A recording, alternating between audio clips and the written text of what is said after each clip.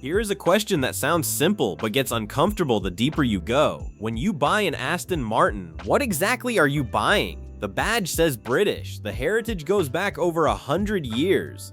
The name conjures James Bond, Gaydon, hand-stitched leather, and a kind of effortless cool that very few brands in the world can genuinely claim.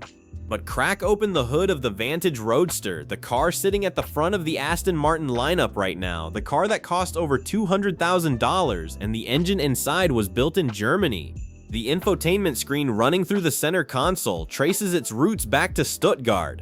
And the company itself was rescued from collapse not by a British institution or a proud domestic investor, but by a Canadian fashion billionaire who made his fortune selling Tommy Hilfiger and Ralph Lauren clothing. So what is an Aston Martin in 2025? Is it still the most romantic British sports car ever built? Or is it something else entirely, something that deserves a much more complicated answer? Don't go anywhere, because this story goes further than almost anyone talking about this car is willing to go. And before anything else, if you're new to this channel, hit subscribe right now. We cover the world's most interesting convertibles and roadsters every week, and you genuinely don't want to miss what's coming. The links in the description below are also worth a look. There's some great gear down there for anyone serious about cars. Now, let's go back, because to understand what the Vantage Roadster actually is, you need to understand how close Aston Martin came to not existing at all. This is not the first time the company nearly died. It's not the second time either. Aston Martin has been bankrupt, sold, rescued, restructured, and reinvented more times than almost any other car brand on Earth. The very first version of the company went bankrupt in 1924.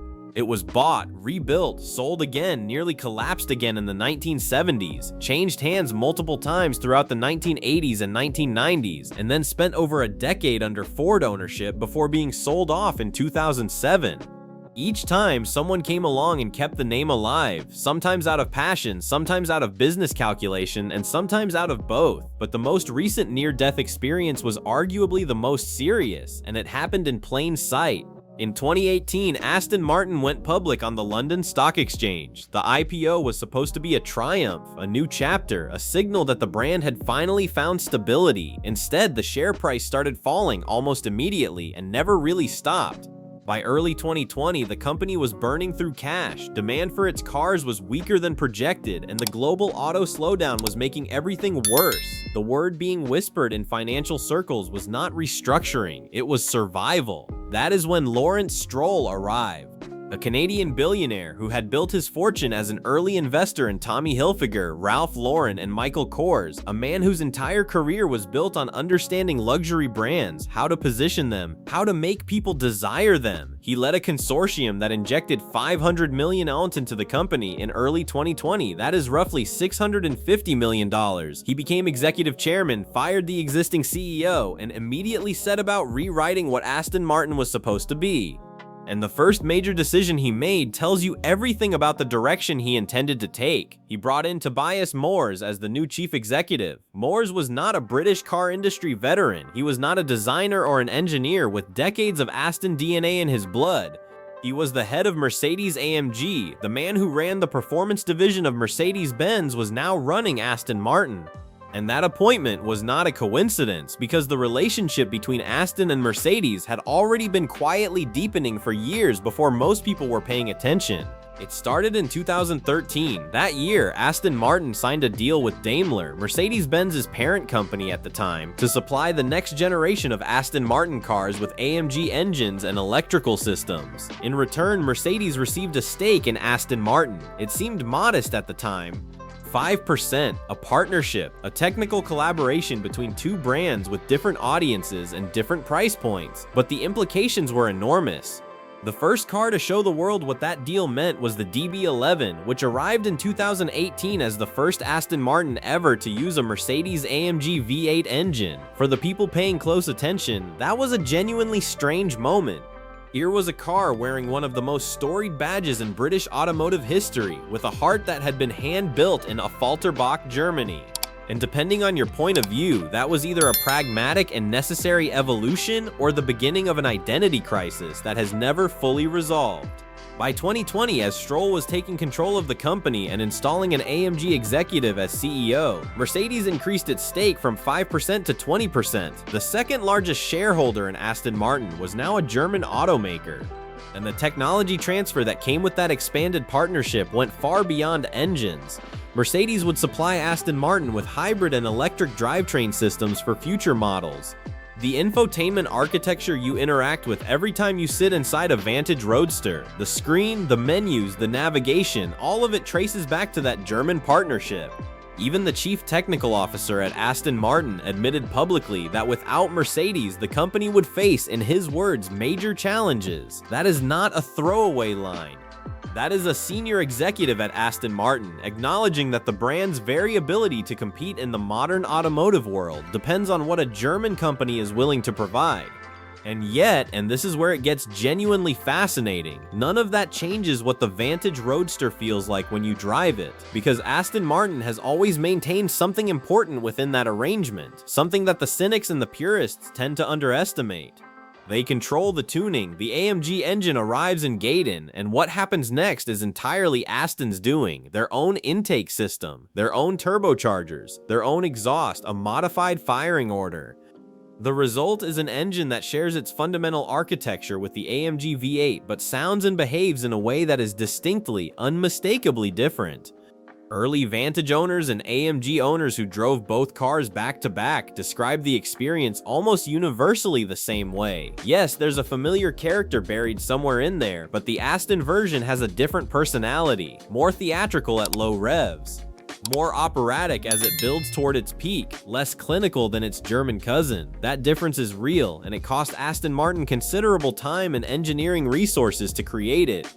So the question of whether this is still a real Aston Martin is not as simple as pointing at the engine and saying that label on the block. It never was. But here is where the story gets a new layer, and this one is more recent and more strange. Stroll's grand plan for Aston Martin was never just about the cars. The cars were supposed to be part of something bigger.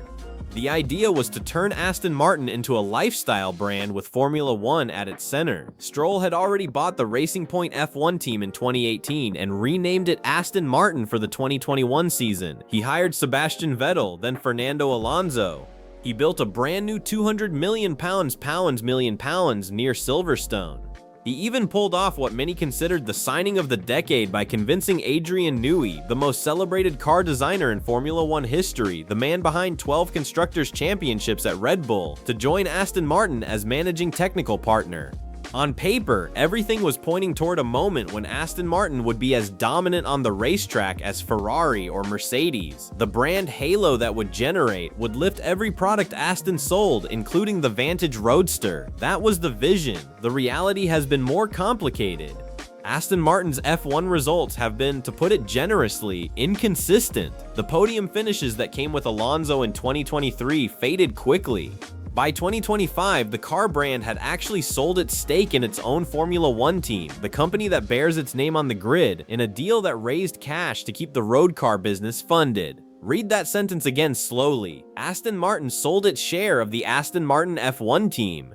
The brand remains on the car as a sponsor and licensing arrangement, but the equity is gone. The road car company and the race team, which were supposed to reinforce each other in a cycle of prestige and performance, are now financially separated. And all of this is happening while Aston Martin is trying to bring electric and hybrid models to market, navigate emissions regulations that are slowly making the V12 engine extinct, and convince buyers that a $200,000 convertible with a German engine is worth choosing over a Porsche. And yet, pull all of that away, the corporate drama, the German partnership, the F1 complications, the ownership story, and sit in the Vantage Roadster for an hour with the roof down and that V8 singing somewhere behind your left ear, and none of it matters in the way you think it should. The car is extraordinary in a way that transcends its own origin story.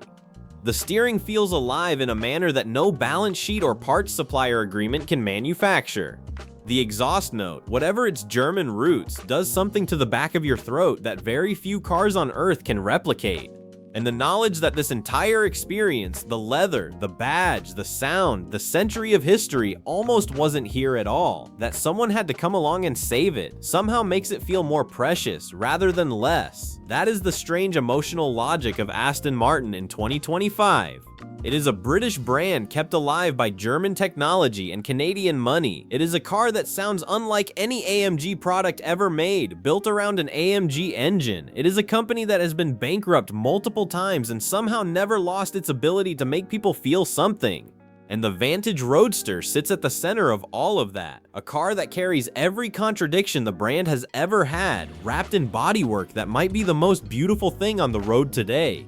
Whether that makes it authentic or complicated depends entirely on what you think authenticity is supposed to mean. And honestly, that question is worth sitting with long after this video ends. If you made it all the way here, subscribe, check the links in the description, and we'll see you in the next one.